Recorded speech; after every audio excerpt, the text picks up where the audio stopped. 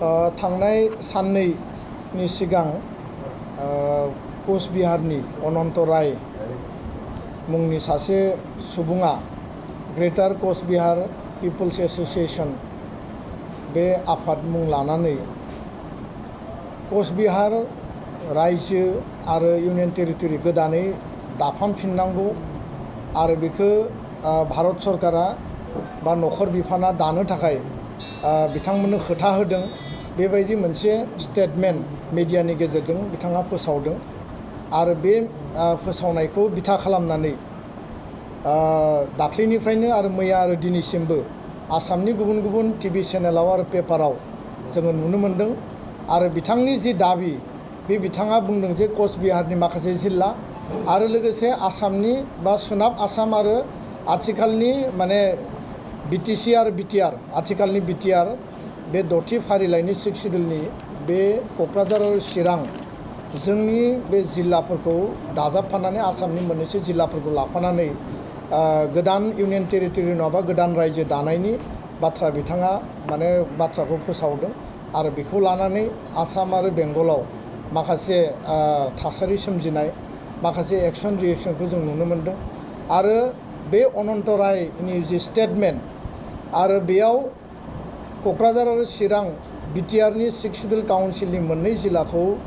दाजाबनानै कचबिहार दानायनि जि माने बाथ्रा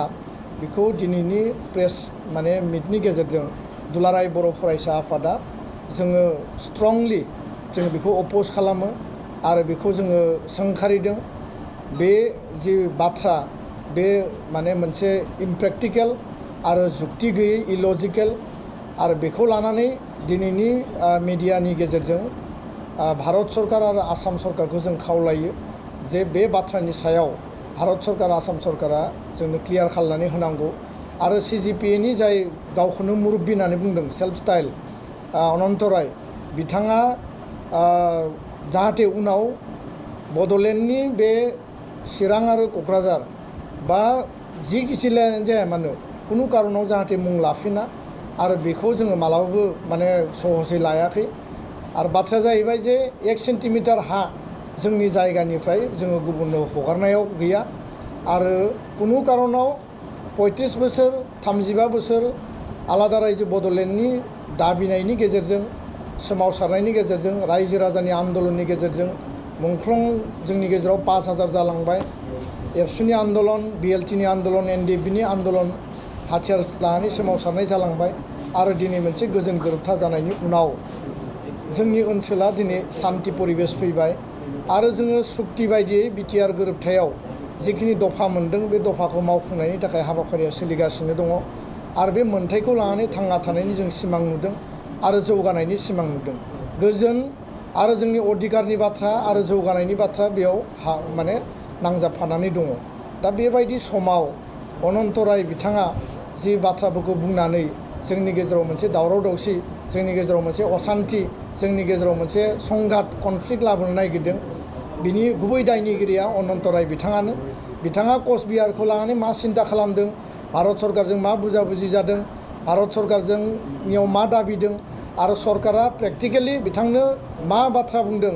जोङो दाबो सरकारनि बा हम डिपार्टमेन्टनि भारत सरकारनि स्टेटमेन्ट जों नुवाखै। बे बिथांनि दाबिखौसो बिथाङा बुंदों खिन्थु बे दाबियावनो बिथाङा चिरां आरो क'क्राझार 6 सिडिउल जि जोंनि माने फान्डामेन्टेल जोंनि कनस्टिटिउसनेलनि जि राइट्स जों जेराव माने बेखौ एन्जय खालामनानै दङ आरो पलिटिकेलि जोङो गावखौनो माने ट्राइबेल हिसाबै सास्टेन खालामनायनि जि मोनसे जोङो दिनै माने मोन्थायखौ जों मोनबाय थादों आरो बेयाव गुबुन गुबुन हारि माहारियाबो दिनै जोंजोंनो ज'है खौसे थांनानै दङ। बे जायगाखौ दिनै बिथाङा दाबि खालामनाया बे भेरि माच आनफर्चुनेट आरो बियो खुनु कारनाव जोंनि थाखाय गनायथाव नङा आरो बिनि थाखाय जिकुनु पर्यायसिम जोङो माने हाबा मावनो थाखाय जोङो रेडि। दा बेखायनो बर' माहारिया गोलाव सम आन्दलन खालामबाय 35 बोसोरनि आन्दलननि गेजेरावनो जों नुबाय 2000 सनाव छत्तीसगढ़ झारखंड उत्तराखंड दादों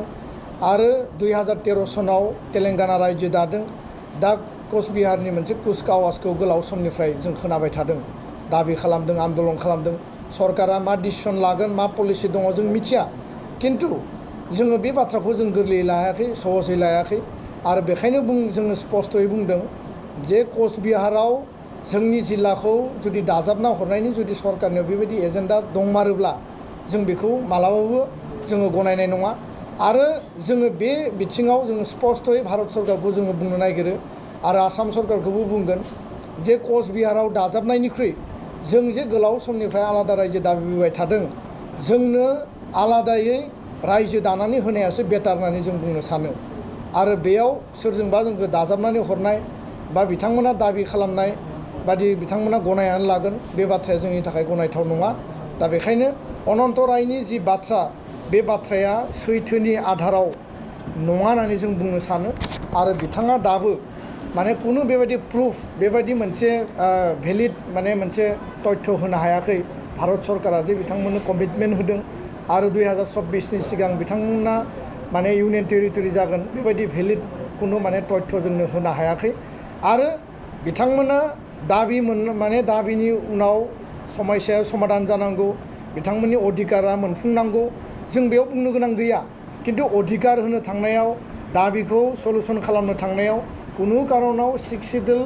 जि जोंनि कनस्टिटिउसनेल जि पलिटिकेल माने मोनसे सेटआप दङ जि मोनसे जोंनि जि माने एरिया जों मोनबाय बे एरियाखौ खुनु कारनाव माने जों कमप्रमाइज खालामनाय नङा आरो जिकुनु बिनिमयाव बेखौ होबथानाय जागोन जिकुनु बिनिमयाव बिनि थाखाय प्रतिबाद जागोन जिकुनु बिनिमयाव भारत सरकार आसाम सरकारा बिनि थाखाय भुगिनांगोन दा बे बाथ्राखौ जों स्पष्टयै बुंबाय जोङो दुलाराय बर' फरायसा आफादनिफ्राय दिनैनि मिडियानि गेजेरजों जों स्पष्टयै बुंदों जे भारत सरकार आसाम सरकार ज' लोगो नांनानै बिटिआर सुक्तिनि जि दफा आद्रा थानाय जि दफा बेखौ 100% मावफुंनायनि थाखाय खामानि मावनांगौ आरो बेबायदि अबास्तब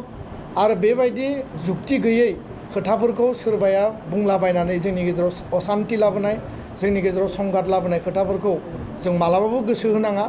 आरो बिथाङा जि बाथ्राफोरखौ बुंदों बिथाङा माने दिनैनिफ्राय आरोबाव नैथि खेबनि थाखाय बड'लेण्डनि आथिखालनि सिक्स सिडुल बिटिआर काउन्सिलनि क'क्राझार आरो चिरां जिल्लानि माने कुनु सोदोबा कुनु ओनसोला कुनु एरिया जाहाथे मेनसन जाया बिनि थाखायबो अनन्त राय बिथांखौ जोङो माने बिनिफ्राय वार्निं हरबाय आरो बे बाथ्राखौ जोङो आसामनि गुबुन गुबुन माने असमिया जिखिनि चेनेल दङ बेयावबो जोङो स्पष्टयै बुंदों जोङो हिन्दी मिडियायाव बुंनांगौबा बेयावबो बुंगोन आरो दिनै बर' मिडियानि गेजेरजोंबो जों बुंबाय दा बेखायनो दुलाराय बर' फरायसा आफादा सान्तिनि आधाराव जोंनि अधिकारफोरखौ मोनफुंनायनि थाखाय सिमा बारायनांगौनि थाखाय गासैबो जिखिनि दफायाव लिरनाय बेखौ आखरे आखरे मावफुंनायनि थाखाय हाबा मावबाय थादों आरो जोङो बिनि गेजेरजों जौगानांगन आरो टुडे अर टुमरो जोङो जौगानायनि गेजेरजों गासै जोंनि अधिकारफोरखौ मोनफुंनायनि थाखाय हाबा मावलांनांगोन दा बेखाय बे बाथ्राफोरखौ लानानै जिखिनि दायो मोनसे मिडियायाव माने एक्सन रिएक्सन आरो मिडियायाव जिखिनि ओंखारबाय थादों बिनि सायाव अनन्त रायखौ जोङो वार्निं हरबाय भारत सरकार आसाम सरकारनिफ्राय जों क्लियारिफिकेसन बिबाय आरो गासै बर' रायजो राजाखौबो आङो खावलायदों जे बेखौ लानानै बारा जोंनि गेजेराव माने बेबायदि होंगो दोंगो बा बेबायदि गिनांगौ जेबो बाथ्रा गैया कुनु कारनाव बर' रायजो राजाया सापर्ट खालामनाय नङा दुलाराय बर' फरायसा आफादा कुनु कारनाव बेखौ गनायनानै लानाय नङा आरो बिनि थाखाय जिकुनु बिनिमयाव